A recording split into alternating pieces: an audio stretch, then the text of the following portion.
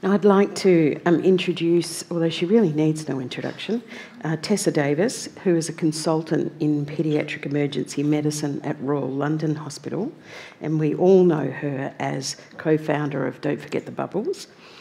And Tessa is joined by Shoni Nagel.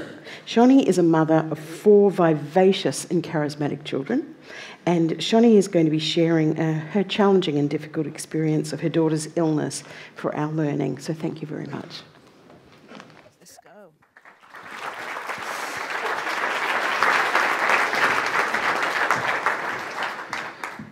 You okay? Hiya. You good? Okay. I need cards, she doesn't. Okay. This is Shoni and Libby's story. I am an observer, a friend, a healthcare professional. I'm happy to say that it is a story that ends well. I was in a situation any of you could find yourselves in. A neighbour, a colleague, a relative with a sick child. Should you wade in or not? And if you do, what is your role? Are you there as a friend or as a clinician? Where does the line lie, and how do you know when you've crossed it? Imagine you were me. What would you do as the story unfolds? Libby was our princess after 3 boys.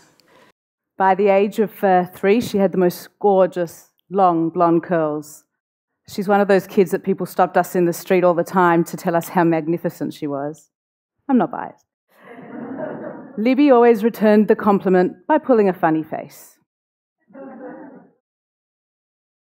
One day, she wasn't herself, under the weather. She actually didn't even want to go to the park, which was totally out of character. She still wasn't feeling herself a few days later, and a friend of mine who's a medic didn't like the look of her either and suggested we take her for a scan. So the next day, off to the X-ray place, and having trouble holding Libby still, she wriggles around on the table. I call my husband in a little bit of stress. She's probably got appendicitis. He happens to be nearby, which is quite uncommon, actually. So he pops in and helps me hold her down. The chief radiographer of the clinic actually gets called in and starts scanning, and some panicked looks start to exchange. He ushers us out of the scanning room and says, "Your life is about to turn upside down. Your daughter has a tumour and you need to go straight to Sydney Kids Hospital." There was no hesitation in his voice, no ifs, no buts. And yeah, I can't remember a lot of the detail of that conversation, except for that key phrase.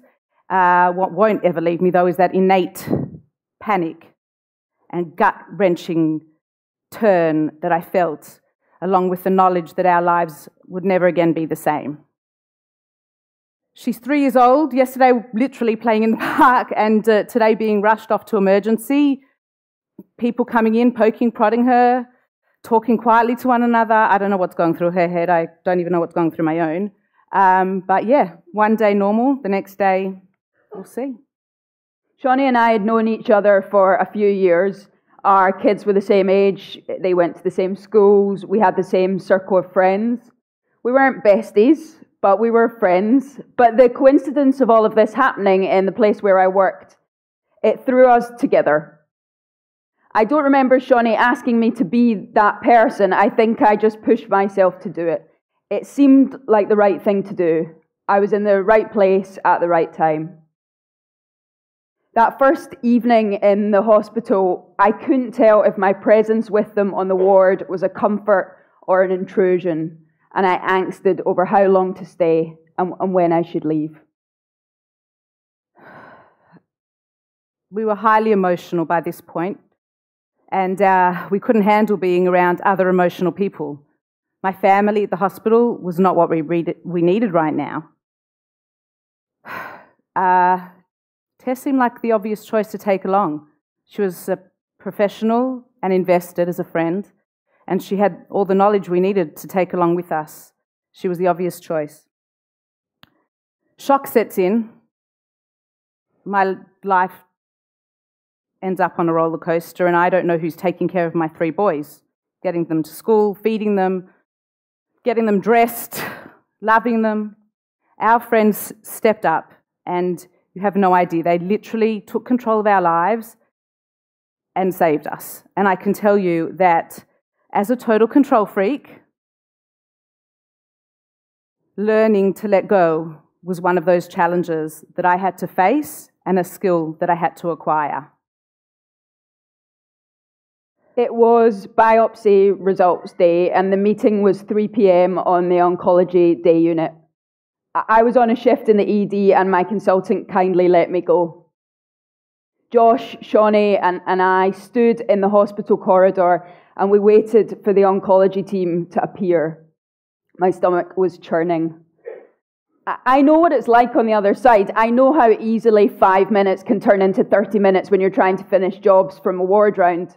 Or maybe there was another family who were being given worse news than we were waiting for at that time. But the waiting was excruciating. After 2 grueling hours, the team finally arrived, and we were ushered into that room. I could feel my heart racing. I'd just done an oncology job as a PEDS trainee in the hospital. I'd been in that room with that same consultant and that social worker delivering bad news. But those times, I was the one perched on the table uncomfortably in the corner writing in the notes. Now I found myself on the couch next to my friends, talking about Libby.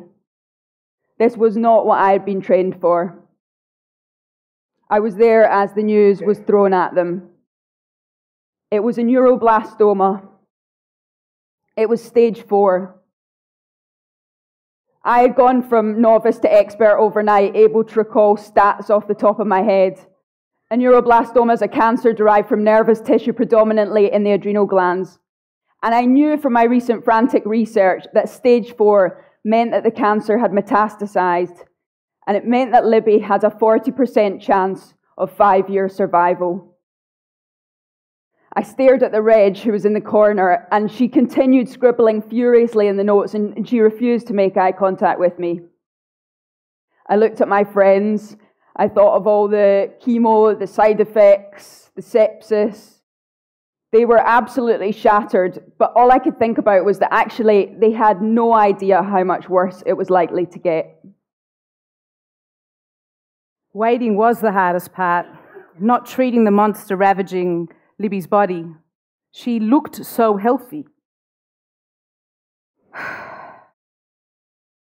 The doctor told us the news. It was bad, stage 4.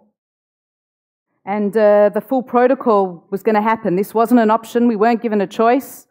Papers were slid in front of us, release forms.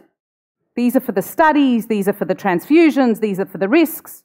I'm just sitting there signing. Everything on that day was a blur. And there was so much information coming at us. It was such a comfort to have Tess there on the couch by our side to be our ears. Libby's treatment started with 4 rounds of chemotherapy to reduce the tumour to a size where it could be resected, and then another 4 rounds of chemo, off to radiation, 17 rounds. And all we could think was, what are we doing to our child? How could we do this to our child? But then again, how could we not? She lost those beautiful curls. And it was quite a traumatic event, actually. So much so that once she was bald, it was actually a relief for us. And so we can only go with what made her comfortable, and that's what it was. So, Your Honour. Libby enjoyed getting some photos with people. She had a good sense of humour, and she made sure she took photos with every bald man that she came across. As a full-time PEDS trainee, I was in the hospital most days, and I stopped by to see Shawnee and Libby after each shift. I tried to think of ways to diffuse the seriousness of it all. One evening after I'd finished a shift at work, myself and a friend snuck in a bottle of wine and a corkscrew into the oncology ward, and we enjoyed a glass or two in the cubicle with Shawnee and had a laugh. Shawnee is the rule breaker. I am not. This serious act of alcohol smuggling in my place of work is pretty much the riskiest thing I've ever done in my life. Stem cell transplant followed, which meant off to isolation for a couple of months. Heavy bouts of chemotherapy to clear out her bone marrow to make way for the freshly laundered cells to be popped back in. She became so ill, it was heartbreaking for us to watch. And she'd lost so much weight that it was required she would have 2 daily weigh-ins. And if you knew Libby, being told what to do, especially multiple times a day, it wasn't her thing. And she insisted that I weigh in with her. And I can tell you that we definitely had giggles from my sister as we both watched my weight steadily climb. Yeah. But Libby was a trooper. She was. She's amazing. And she learned to play by herself. She did yoga sessions and she played and she discovered her artistic flair in isolation. And I can tell you her most recent painting just sold for $35,000. What she did was amazing, and one of her best pastimes was dressing up as Elsa, her favourite character, and belting out Let It Go from the top of her lungs. Let it go, turn it back and slam the door.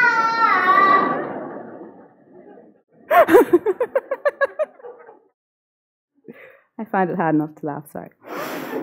Tess would come in after every shift. It didn't matter what time she finished, she was there. I was always awake, and it always was so comforting to know that she'd be turning up. Libby made it home from isolation for her 4th birthday, and we surprised her in home isolation, because she wasn't allowed out in public yet, with a ballet lesson, a private lesson. And dance has continued to be one of the things that have really, really gotten her through the challenging times in her life. The ringing of the bell ceremony is a ceremony that we'd watched so many times from the sidelines. And it symbolises, besides the end of treatment, which is what it indicated, it symbolised hope, courage, and longevity for me. A new beginning for one of the little kids, one of the little battlers who had finished treatment. And now it was our turn, finally. It was the hype and emotional charge that we thought it would be. Our friends and family came into the hospital, Tess tuned in from across the seas, and we danced and we sang, and Libby rang that bloody bell, and we were all there ringing it with her. Libby had made it to the end of her treatment. I was back and living in the UK, but as a peds doc, I'd watched many children reach this landmark, and I was so excited for them. I set my alarm to wake me up in the middle of the night in London, and I snuck downstairs in the dark while my family was asleep. Shawnee set me up on FaceTime, and I watched Libby ring that bell while everyone danced and sung around her. They had done it. We had done it. We'd been home for 2 weeks. I'm driving home, felt so normal. My phone rings. Pull over to answer it. It's the doctor on the phone. This isn't the phone call I wanted to be making to you. Libby has a brain tumour. I open my car door. I throw up all over the road. I had no idea what to say when Shawnee called to tell me this news. How could this have happened, and how could it have happened so quickly? We knew there was a high risk of relapse, but they had only had a couple of weeks since ringing the bell. Last time, we were so blissfully unaware of what was going to happen. This time we knew, and it was time to meet with the doctors. I also had some insight now that I could play an integral part of the medical team treating my daughter. I could advocate for her. I could influence, in some small way, the the way treatment was given, whether it be, asking about a different administration time for medication so she wasn't disturbed in the middle of the night, which would so often she'd wake up to hysterically, or whether it would be leaving a cannula in her leg to avoid daily needle jabs and two of us pinning her down. These small choices and changes can make such a difference for the treatment of a child and the ease with which it goes. A CNS relapse, central nervous system relapse, is a rare occurrence and most likely incurable. Some of the doctors actually even suggested that we take her home and enjoy what little time we have left. No options? Not an option. I needed to fix this, and I was going to fix this. Shawnee sent me research articles daily. Is this a good paper, Tess? As a friend and as a medic, I knew my views were likely to be taken seriously. But I'm not an oncologist. And even the oncologists, they were looking through the evidence-based research trials, new therapies, and they weren't sure what to do. Shawnee's team in Australia were out of treatment options there and tried to help her find something overseas. I did my best to support Shawnee where I could without overstepping the mark in an area where I was clearly no expert. But was my support just giving Shawnee false hope? Or was there really a chance that there was something out there that could help?